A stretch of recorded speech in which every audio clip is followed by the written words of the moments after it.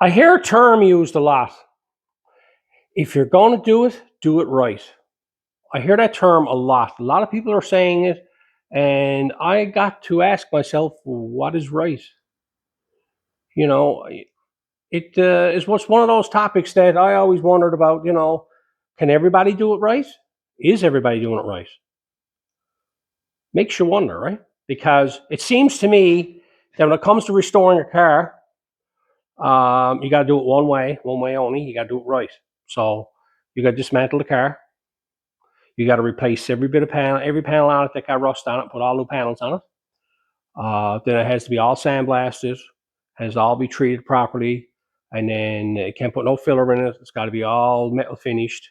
All the seams got to be perfect, the whole 9 yards. Then you got to buy the best of the best of the best of the best, all the paint gear and materials to put on it to paint the car to do it right.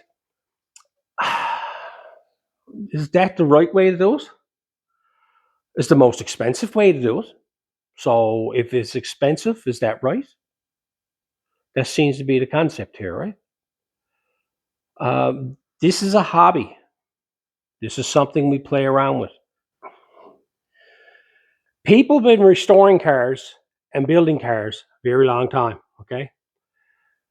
It's only in the last 20 years that has really, really gotten out of hand.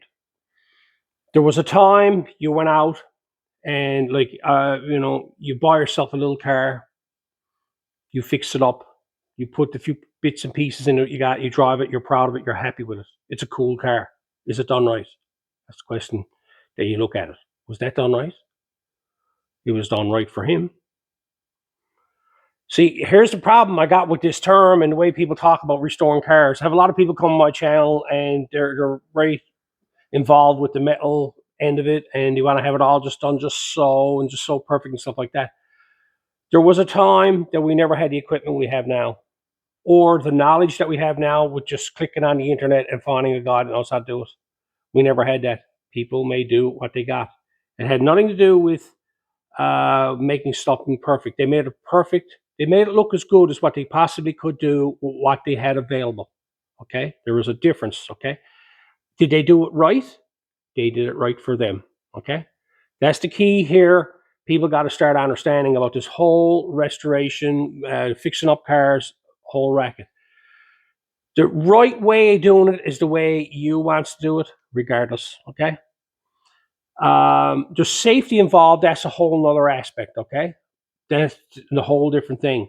Money plays a part into this. Your abilities plays a part into this. And the top of it all, your enjoyment doing it. Okay. Doesn't matter what way you do it. Here the fall, I went and turned around and done some fixing up on my old black Chevy. Never welded a piece in it now. I turned around and I globbed up holes in it. I hub filler over the top of it. I buzzed it off, and I put old cheap primer on it, and I put old cheap paint on it. I had a blast building it. Was it done right? It was done right for me. That's the extent of it. What's wrong with that car?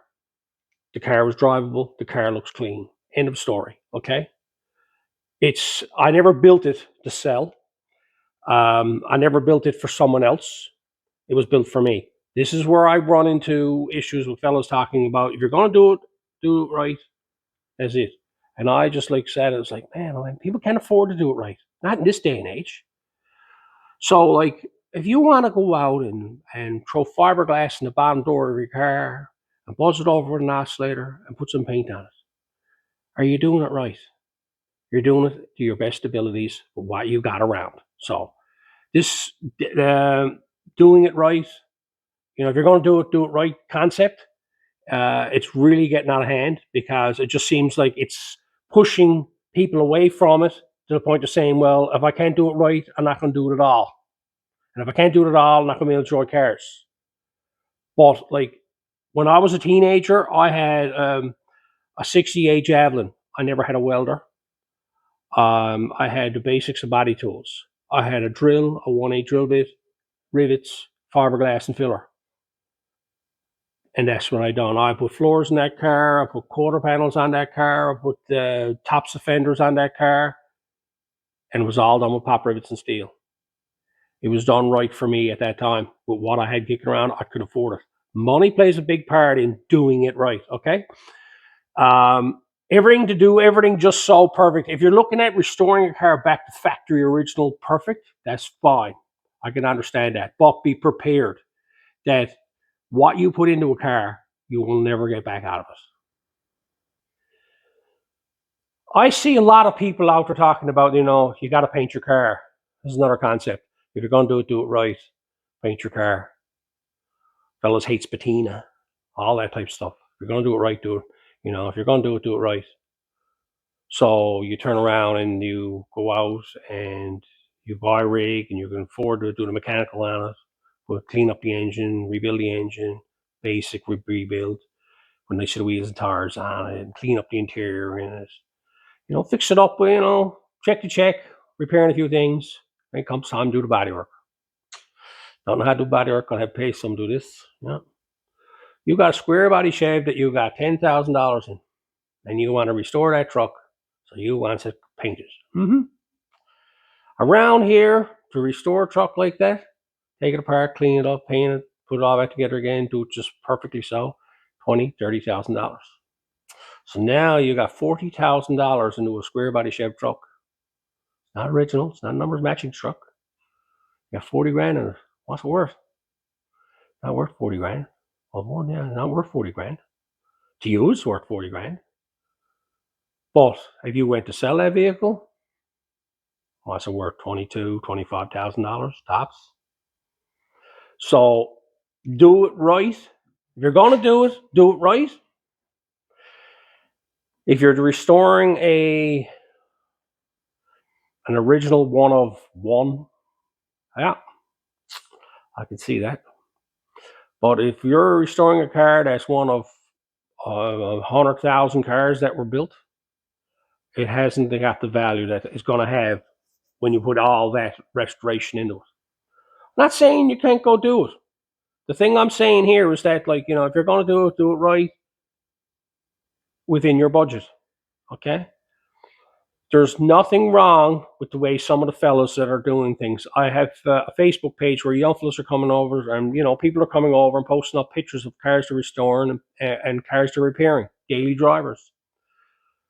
And it doesn't look the best sometimes, okay? It's a rough, but hey, they're doing it within their budget and they're doing it themselves. They're enjoying doing it. That's the whole point of this whole car racket. You mean tell me that people get into this car racket for the money? Because I'm sorry to tell you, there's very little money in cars unless you're on the high end of it. Okay, this is a enjoyment. This is just something that is a hobby that we play around with. Fellas loves the shiny stuff. That's great. If you can do it yourself or you're willing to pay someone to do it, that's great. But if you want to have a fun car, if you want to enjoy this here, do not be concerned about other people are saying. If you're going to do it right. Okay. The internet is full of perfectionists, fellas doing everything just so. I appreciate it. I love the work they're doing, stuff like that. But at the bottom line, some of these guys, what they're doing, they're putting that many hours into an object that it's virtually impossible to put a value on it, and they'll never get paid for it. Okay. If they're doing their own car, fine, it's a hobby and it's great. But people are looking at them guys doing their own cars and they're putting 500 hours into a door and they're saying, I want my door to look like that. I'm going to pay someone to do it. No.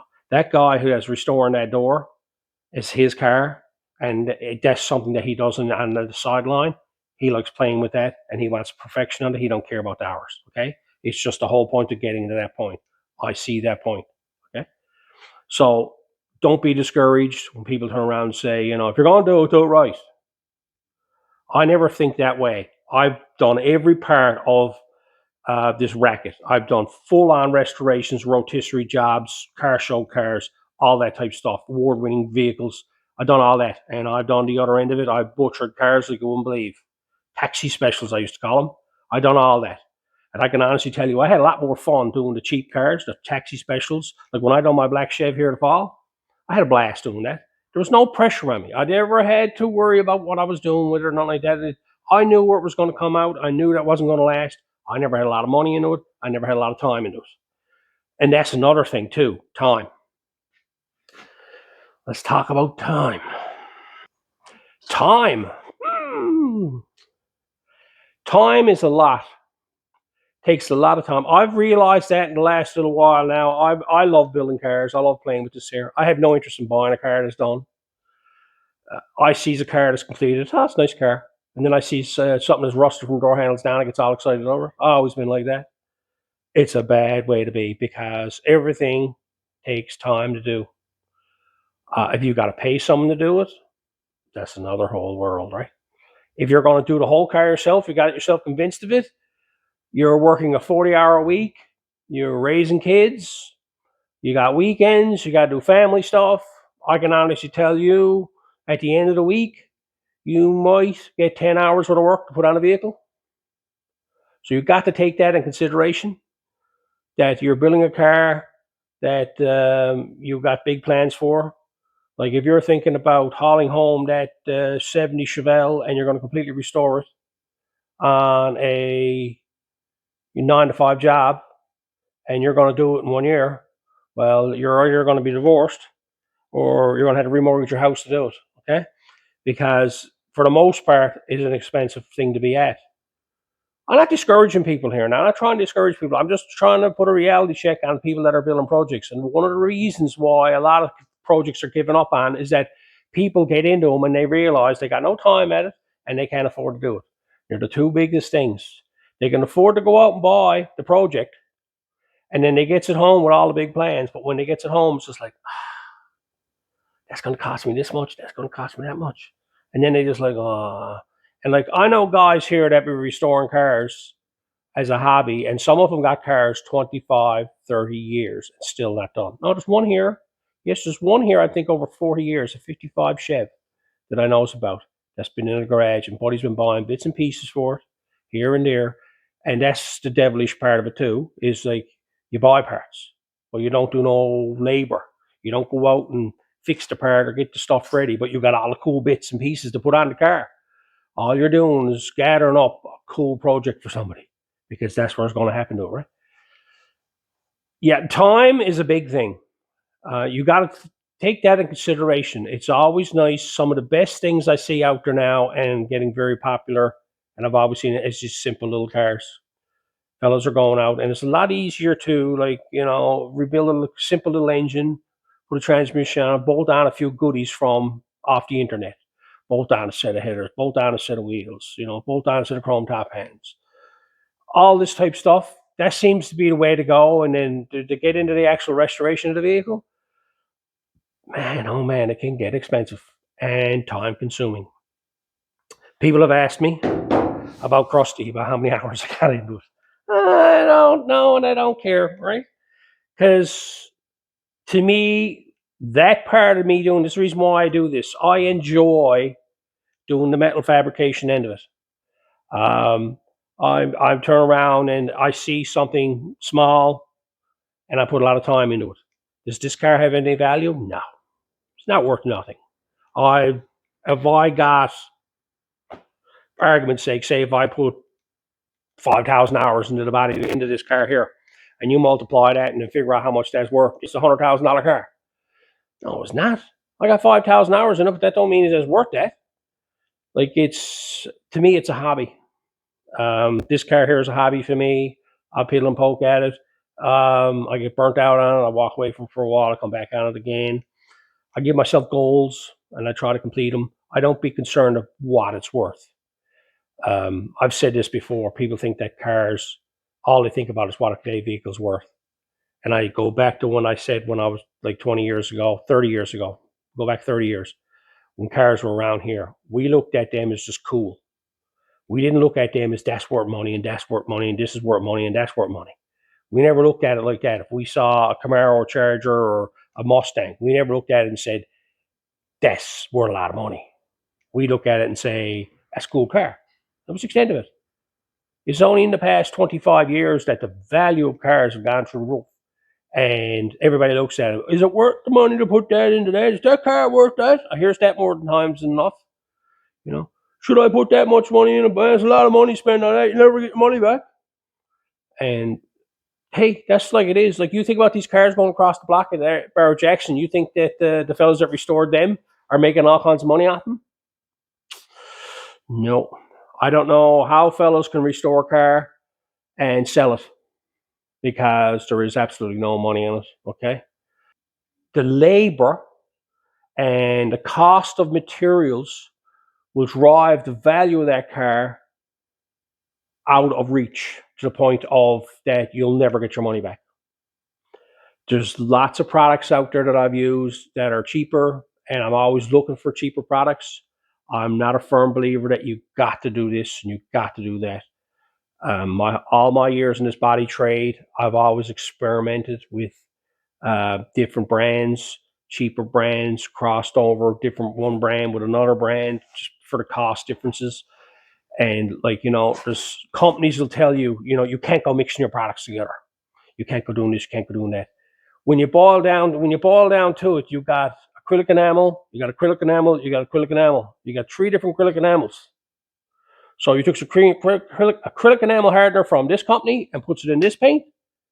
It's the same thing. It's acrylic enamel. Base clear, same thing. If you took base coat from one company and clear coat from another company, they says, "Oh, you can't be doing that. It's a clear coat." Okay, that's my whole aspect of it.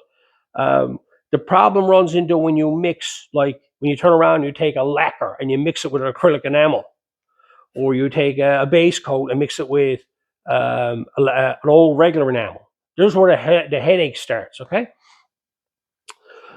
so I've always done the experiment with that end of it. So people talk about that topic again. If you're going to do it right. It always ends up being doing it right means if you haven't got the money, if you haven't got the time, don't even start doing it. Okay, that's the concept that people are coming across when I hear that term. If you're not going to do it right.